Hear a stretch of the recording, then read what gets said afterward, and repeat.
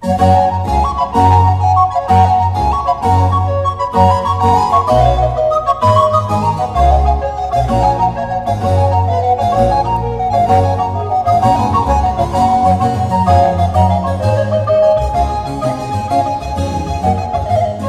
on traverse ce superbe bassin versant de la Zadenne en empruntant la route goudronnée qui vient d'être taillée dans ses flancs, on imagine mal les spectaculaires changements qui ont marqué l'histoire récente de cette vallée, nichée au pied du Tazarart, qui culmine à plus de 4000 mètres d'altitude. En 1975, donc il y a 45 ans, dans le cadre d'un petit projet de recherche-développement, nous étions quelques-uns à découvrir et tenter de comprendre cette agriculture montagnarde passionnante, certes traditionnelle selon nos termes consacrés, mais qu'est-ce que ça voulait bien dire? Elle était en vérité étonnamment performante, compte tenu des conditions difficiles, et notamment l'enclavement. Il fallait alors 3 heures de marche sur des sentiers muletiers pour arriver au premier village. On avait à l'époque résumé tout cela dans un court documentaire destiné à des étudiants en agronomie pour illustrer la complexité des systèmes agraires de montagne et les subtilités du couple intensif-extensif. En fond de vallée, l'intensif irrigué, sur les flancs et dans les hauteurs, l'extensif en sec.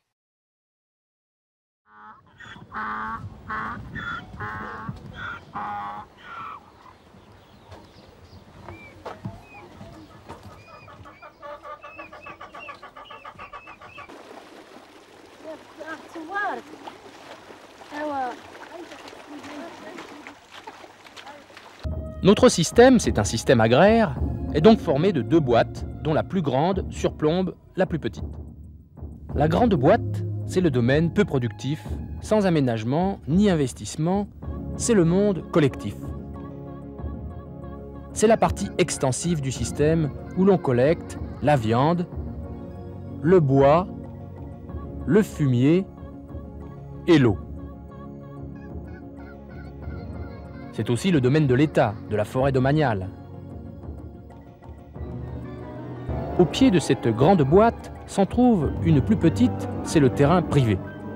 Les paysans y ont construit des terrasses qui sont soigneusement cultivées grâce surtout aux apports de la grande boîte. C'est là que poussent côte à côte les céréales, les légumes, les arbres fruitiers et les prairies irriguées. Tout produit destiné à la consommation du village. Et village par village, on peut découper des tranches de bassins versants au sein desquels le couple extensif-intensif est inséparable. En moyenne, une grande boîte s'étend sur 600 hectares et produit 100 unités fourragères par hectare. La boîte du bas, elle, est 60 fois moins étendue.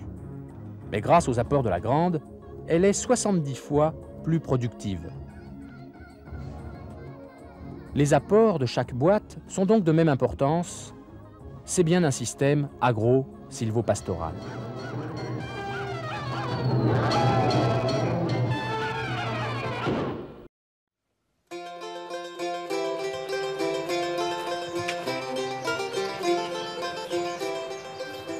En 2020, certaines choses n'ont pas changé. Le Tazarart trône toujours à 4000 mètres d'altitude. Les 8 villages pittoresques qui ont gardé leurs ruelles tortueuses sont bien à leur place. Tizoussem, tout là-haut, perché à 1900 mètres d'altitude. Idaïssa, le village rouge. Tizizougort, Tader, Tiziane, Tahalouine, où quelques belles maisons subsistent encore. L'eau coule dans les canaux, distribuée selon le même tour d'eau sophistiqué entre les différents lignages. Les chèvres et les moutons partent chaque matin vers les parcours forestiers. En bref, grande et petite boîte, comme on l'expliquait, fonctionnent sur le même principe de complémentarité. Quant aux habitants, ils sont toujours aussi incroyablement accueillants et hospitaliers. Ce qui a disparu, ce sont les corvées de bois, où les femmes et les fillettes parcouraient des kilomètres pour ramener au village le bois destiné à la cuisine, à la lessive et au chauffage des maisons en hiver. Fini aussi le manège pittoresque des mulets pour le dépiquage des céréales qui exige au moins 15 jours de travail pénible. Les moulins hydrauliques sont laissés à l'abandon. Les vaches de race locale ont disparu.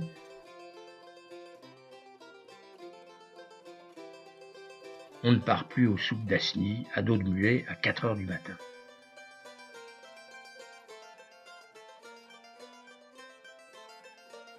Qu'est-il donc arrivé? En un mot, les pommes.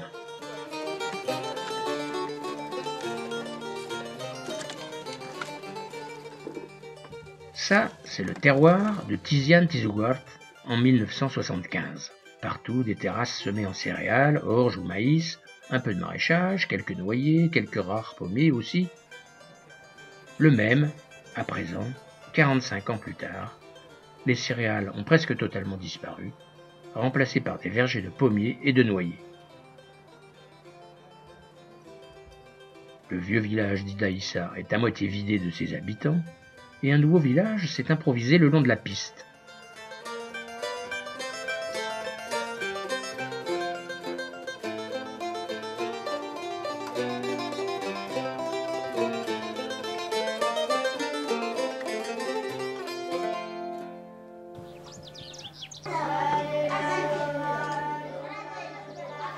Quant à la petite mosquée rustique, elle a laissé la place à une mosquée moderne, plus spacieuse. Tout ça ne s'est bien sûr pas fait en un jour. C'est précisément le rythme de cette petite révolution qu'il nous faut maintenant détailler. Première étape, en 1975-76, des actions sont entreprises dans le cadre du petit projet de développement dont nous avons dit un mot. Elles étaient certes modestes et il y eut quelques ratés. La piste ne fut amorcée que sur 2 km, la correction torrentielle fut emportée par une crue, mais ce projet a laissé plus que des traces.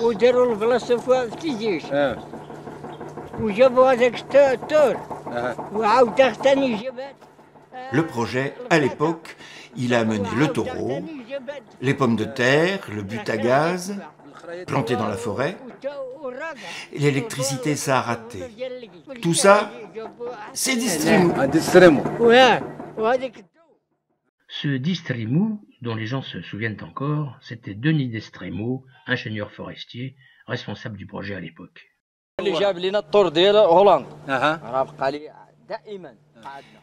Ils ont amené le taureau hollandais, des chèvres, race alpine, les pommes de terre, le maïs, de très bonnes pommes, oui, très bonnes, et des plantations dans la forêt, là-haut, à Tizi Ouzou. On m'a dit que les paysans avaient, au début, arraché les pommiers qu'on leur avait donnés. Tu sais, pendant la colonisation, les gens avaient été matés. Quand le projet a amené des plants de pommiers, ils ont dit oui. Mais ils craignaient en fait que l'État ne leur reprenne une partie de leurs terres. Même méfiance pour le taureau hollandais, installé en 1975 au centre de la vallée, dans un local construit par les villageois, et nourri en principe par l'ensemble des éleveurs de tous les douars. Mais ce sont les femmes, en fait, qui font ce travail et qui apportent chaque jour au taureau sa ration d'herbe. Un tour, la nouba, se mit en place au prorata du nombre de vaches possédées. Une vache égale un jour, 70 vaches dans le village, donc une nouba de 70 jours. Au début, seuls quelques courageux amenèrent leurs vaches pour les faire saillir, et il fallut attendre plus d'une année, après les premières naissances de veaux croisés vendus à très bon prix au souk, pour que les éleveurs se convainquent enfin de l'intérêt de cette nouba et de ce taureau géré collectivement. Mais le vrai changement dans la vallée, ce fut l'arrivée de la piste. Le service forestier, qui en 1975 n'avait réalisé faute de moyens que 2 km de piste, la compléta 5 ans plus tard par un segment de 11 km, ouvert au seul 4x4 et s'arrêtant à 4 km du premier village. Indifférents aux demandes répétées des gens, les forestiers n'avaient pour objectif que le contrôle des forêts d'altitude. Lassés de réclamer en vain auprès des autorités la rallonge nécessaire, 5 ans plus tard, en 1990, les gens de la Zadenne nommèrent une commission de 12 membres pour premièrement organiser une corvée collective, la Twiza, de tous les membres actifs de la vallée, à raison de 2 à 5 jours de travail par famille. Et deuxièmement, pour mettre en place une collecte de fonds auprès de tous les villageois. 262 000 dirhams furent ainsi collectés puis versés à un entrepreneur pour remettre en état cette piste forestière boudée par les taxis, en rouge sur la carte, et ouvrir une nouvelle piste sur le 4 km en jaune sur la carte. Le Trax travailla 25 jours avec l'aide de tous les hommes de la Twiza, bien sûr.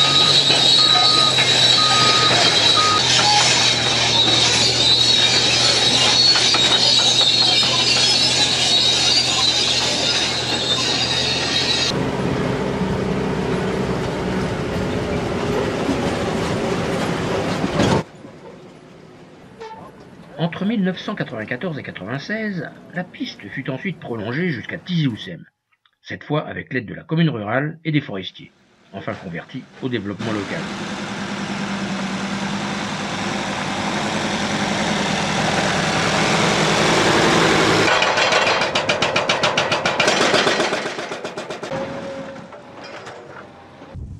Dernier avatar, 20 ans plus tard, en 2018, une nouvelle piste est ouverte depuis le bas de la vallée, qui vient se greffer sur l'ancienne, en vert sur la carte, et le goudron arrive.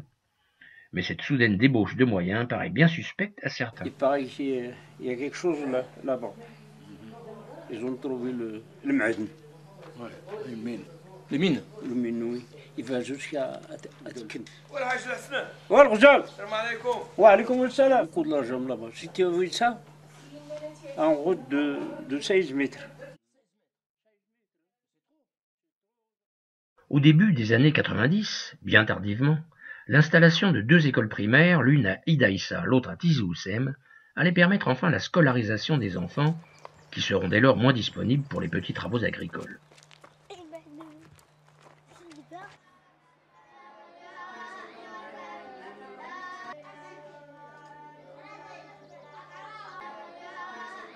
Un fki, payé comme c'est la coutume par la collectivité, assure l'enseignement coranique.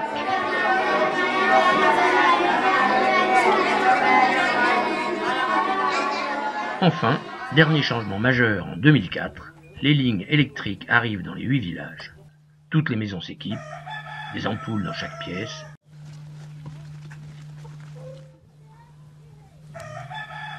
Et dans de nombreuses maisons, la télévision.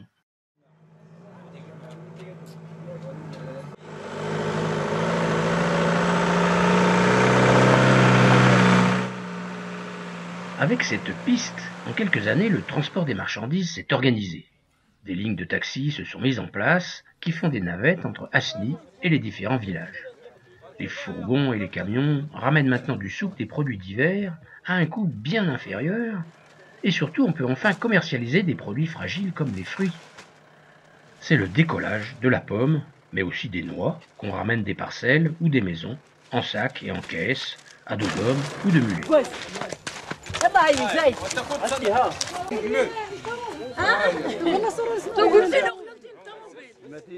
Les produits de la vallée, pommes et noix, descendent donc.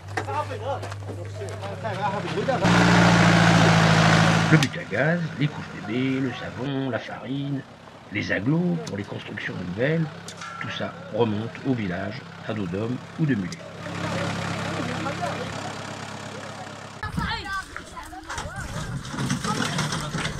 Ici, sur cette placette, c'est donc le lieu du transfert, le changement de mode de transport, d'aucuns diraient la plateforme multimodale de Tizi Ouzem.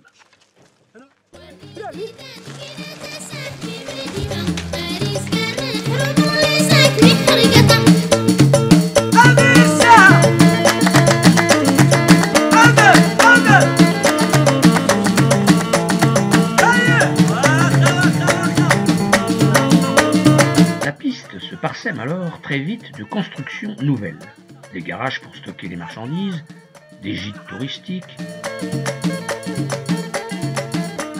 voire de véritables nouveaux villages comme à Idaïssa, dont le vieux village se vide progressivement, à peine 10 familles y séjournent encore. Le vieil assolement céréalier traditionnel, dont on avait dans le cadre de l'ancien projet tant vanté les mérites, à juste titre, va vite voler en éclats. Place aux pommiers, aux revenus imbattables. Quelques terrasses sont encore réservées aux pommes de terre, aux oignons, à la luzerne, sinon le pommier est partout.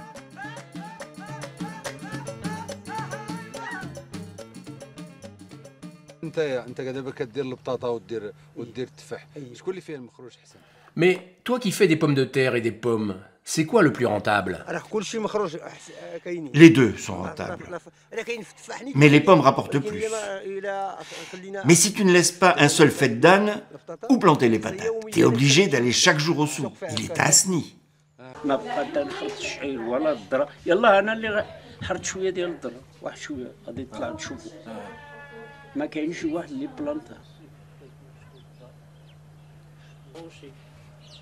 pour faire la soupe de maïs. Presque plus d'orge donc. Le battage traditionnel a presque disparu. Le mulet, qui en consomme 6 à 8 quintaux par an, c'est-à-dire la production de 1 demi-hectare en irrigué, a souvent été vendu. Ânes et mulets qui restent assument des tâches de proximité dans le terroir, tirer l'arrière, très bien adapté aux terrasses étroites, transporter du fumier, des pommes, du bois, etc.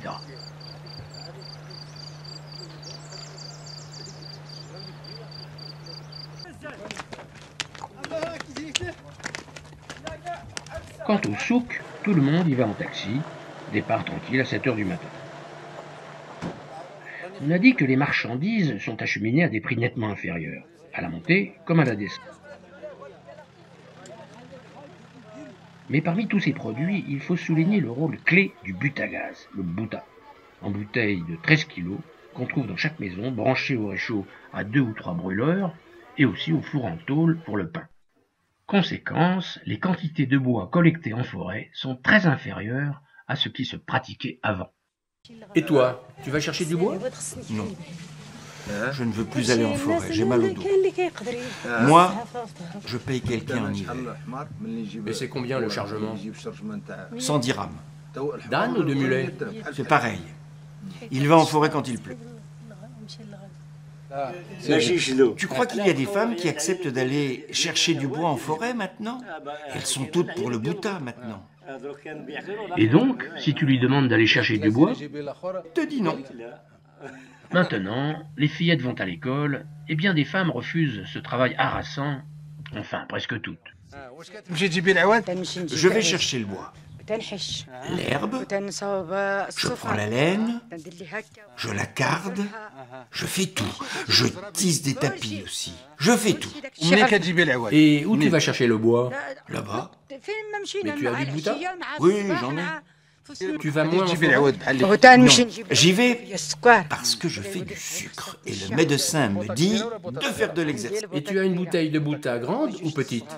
Une grande et 2 petites. Il pleut maintenant, il n'y a pas de neige, donc je vais chercher du bois et je le stocke pour l'hiver. En ce moment, j'utilise que le bouta. Et tu coupes du bois vert?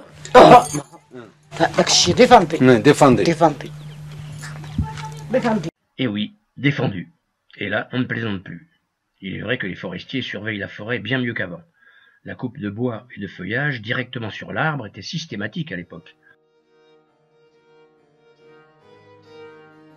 Il y a sans doute, depuis peu, une réelle prise de conscience de la nécessité de ne ramasser que du bois mort et de ne pas couper les branches d'arbres comme autrefois.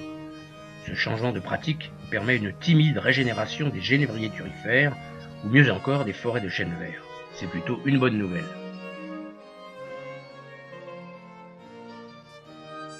Bien sûr, le bois est encore collecté en forêt pour se chauffer l'hiver sur un brasero, pour fournir les hammams ou pour cuire le pain traditionnel, le fameux et délicieux pain sans levain, plaqué sur les parois circulaires du four.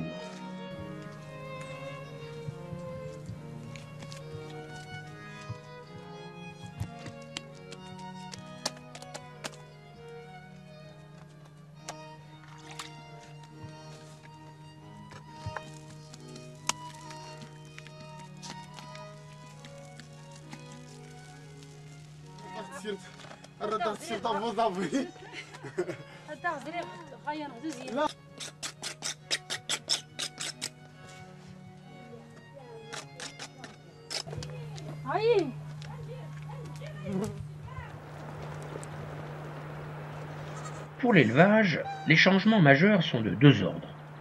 Dans le domaine forestier et pastoral, les troupeaux qui chaque matin quittent les azibes, les bergeries, pour les pâturages d'altitude, affichent une très forte proportion de chèvres dont les effectifs sont stables depuis plus de 30 ans. Alors que l'effectif en moutons, lui, s'est effondré de plus des 2/3. Et là, surprise, sur le terroir agricole, une nouvelle race ovine, la sardie venue des plaines, nettement plus productive, mais incapable de tirer son alimentation des parcours, cette sardie est maintenant exploitée en petits troupeaux dont la conduite est calquée sur celle des vaches. Pâturage en fond de vallée sur les regains des prairies irriguées, les fameux agdals, sous la garde des femmes, récupération des sous-produits agricoles après récolte, le foin et l'herbe de désherbage, soigneusement récupérée dans le terroir et portée jusqu'au village. C'est un des derniers travaux pénibles réservés aux femmes.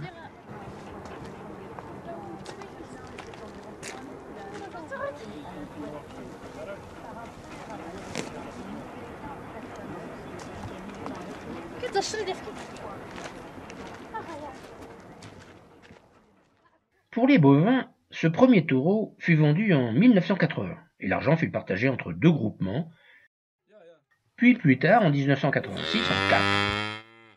À présent, chaque village possède son taureau pinoir, conservé 4 ou 5 ans, puis vendu et remplacé en général par un jeune taurillon de 1 an. Le bénéfice tiré de l'opération sert à l'achat de compléments alimentaires ou à la réparation du local. À Tizi ou Sem, chaque éleveur verse une cotisation de 100 dirhams 2 ou 3 fois par an pour assurer un salaire de 700 dirhams par mois aux gardiens, qui bénéficient en outre du fumier. Par ailleurs, pour une vache possédée, il faut apporter la ration alimentaire du taureau pour 2 jours consécutifs et 10 dirhams complémentaires destinés à compléter les rations, en général de la pulpe sèche de betterave.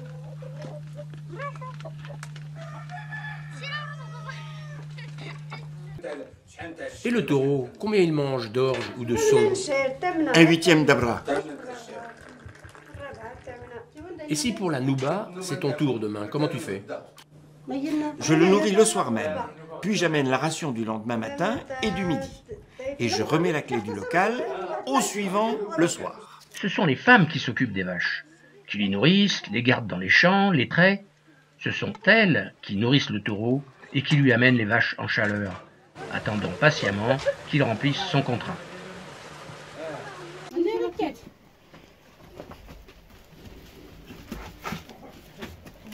Bravo l'artiste. La race locale a donc presque disparu de la vallée. L'effectif bovin a assez peu augmenté.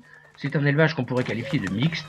Priorité aux veaux qui boit tout le lait possible, sans doute pas loin de 1000 litres. Le reste du lait est consommé par la famille.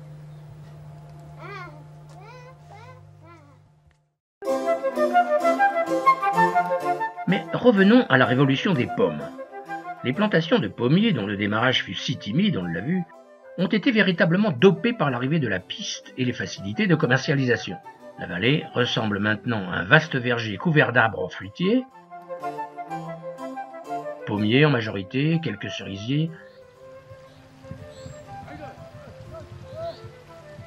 et des noyers le long des cours d'eau, des séguias et sur les pentes raides.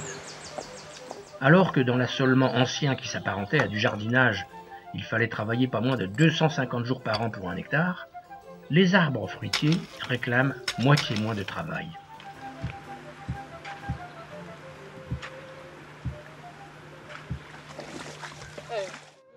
On travaille moins avec les pommiers qu'avec l'orge.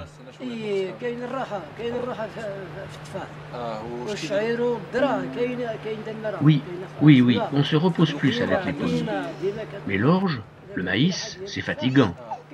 Pour les pommiers, on fait la taille, on met du fumier, de l'engrais, les traitements et l'irrigation. On irrigue de temps en temps, c'est tout.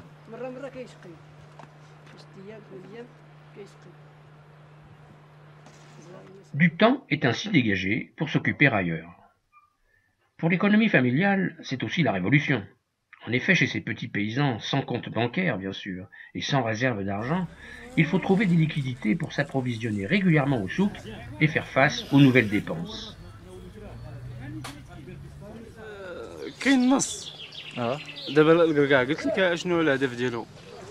Je vais te dire comment on fait avec les noix et les pommes. Les pommes, en septembre, on les vend. Mais les noix, les gens les gardent en octobre, novembre, décembre. On peut même les garder une année entière jusqu'à la récolte suivante. Mais parce qu'elles se conservent et se stockent. En hiver, quand il y a de la neige, les gens prennent un sac, cassent les noix et les vendent le matin pour ensuite faire leurs achats de paille, d'orge et les provisions pour la famille. C'est la trésorerie de la maison. Mais les pommes, elles peuvent rester au maximum jusqu'au mois de novembre. Au-delà, elles vont pourrir. Il y a des gens qui peuvent se permettre de conserver les pommes au frigo, mais les pauvres, eux, ils vendent sur pied. Tout un monde d'intermédiaires venus de l'extérieur vient faire ses affaires dans la vallée. Toutes les formules sont possibles pour les pommes. Achat à la caisse au bas du champ, après ramassage. Achat sur la route au camion.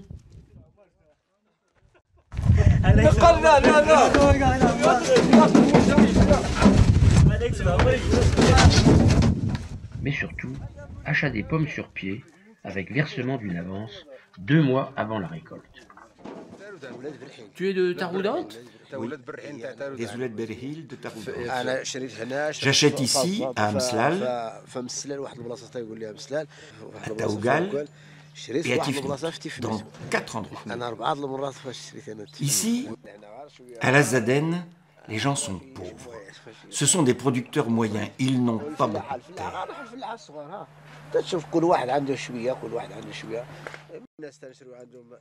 Il y a des gens auxquels j'achète sur pied. Pour d'autres, j'achète à la caisse, au pied de l'arbre ou au bord de la route.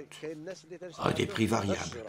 50 dirhams, 60 dirhams, jusqu'à 100 dirhams, selon la qualité, car il y a du bon et du moins bon.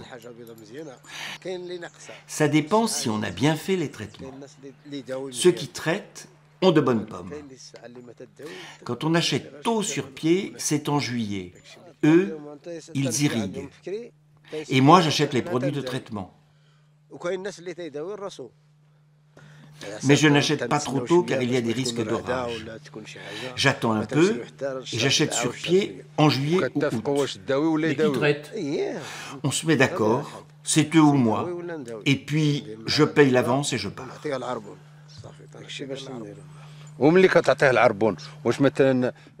Combien tu donnes, par exemple, comme avance si la récolte est évaluée à 10 000 dirhams?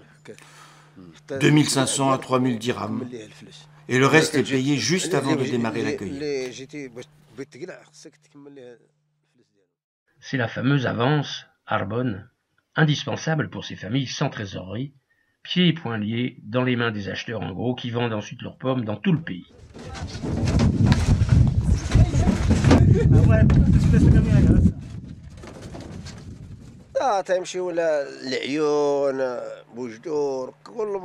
Moi, j'amène toutes mes pommes au souk d'Inezgan. Les pommes partent à El Ayoum, Boujdour. Inezgan, c'est le plus gros marché du pays. Ils approvisionnent tout le Sahara. À Marrakech, quand tu as 3 camions qui arrivent, à Inezgan, il y en a 100. Plein de pick-up. Les pigeouales, la Peugeot. Et à midi, tout est vendu. Pour mieux négocier avec ces gros acheteurs, les gens de la Zaden pourraient-ils s'organiser collectivement, bénéficier de crédits de campagne, par exemple? Les gens du ministère, ils viennent et ils nous disent qu'il faut créer une coopérative, mais ensuite rien ne vient. Nous avons besoin de quelqu'un pour nous montrer. Nous, on ne connaît rien. Il faut quelqu'un de compétent qui vienne avec nous pour régler tout ça. On ne connaît rien. On ne sait ni lire ni écrire.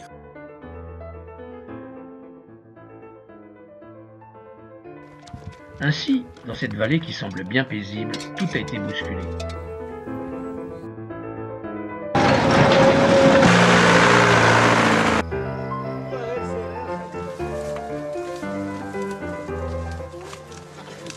Le travail agricole a complètement changé de nature.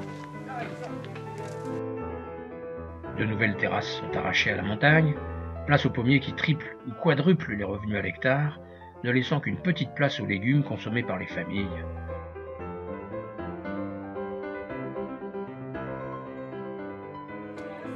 Les noix se vendent bien et génèrent une petite trésorerie régulière.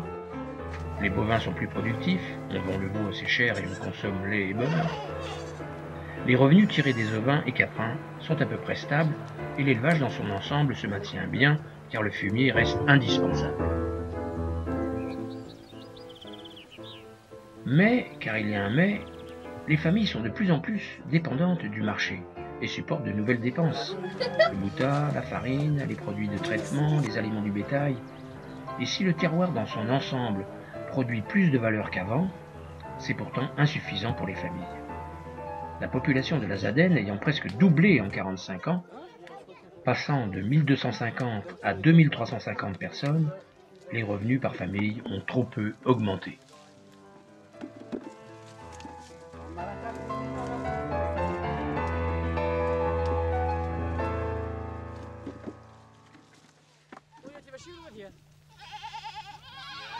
Trop d'habitants, les jeunes s'impliquent peu dans les travaux agricoles, l'argent fait défaut. Il y a ainsi dans chaque foyer une migration saisonnière des jeunes hommes qui partent vers les villes 4 ou 5 mois par an et s'emploient comme tâcherons dans différentes entreprises, le bâtiment, le gardiennage, les conciergeries. Combien de personnes ont quitté définitivement le douar? Une quarantaine. Non, ils ne partent pas très loin. Ils vont à Marira, ils partent là-bas, il y a de quoi faire, et ils construisent leur maison. Mais la maison d'ici? Ils la laissent à leurs parents.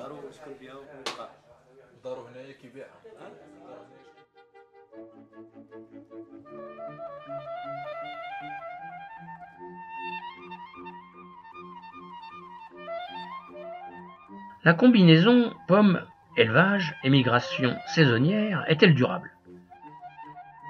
Comment faire pour que les jeunes restent sur place? Une dizaine de gîtes se sont construits déjà, ici et là, dans les différents villages de la vallée. Avec le goudron qui arrive, le tourisme de montagne va-t-il générer de spectaculaires revenus comme dans la vallée voisine d'Imlil et capter les nombreux trekkers qui traversent la vallée?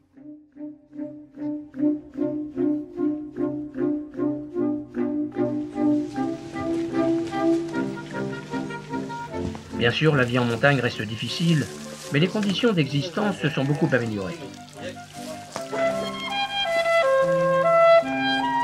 Terminé les corvées d'autrefois qui faisaient certes le bonheur des photographes, mais des fillettes qui sont bien contentes à présent d'aller à l'école.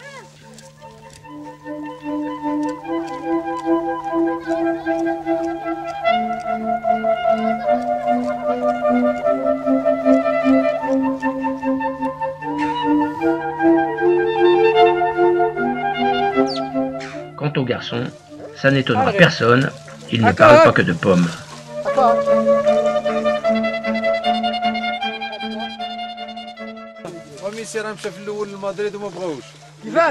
Et Messi, Madrid n'en voulait pas. Et pourquoi il est parti au Barça? Oui, pourquoi? Il était trop petit. Il était malade.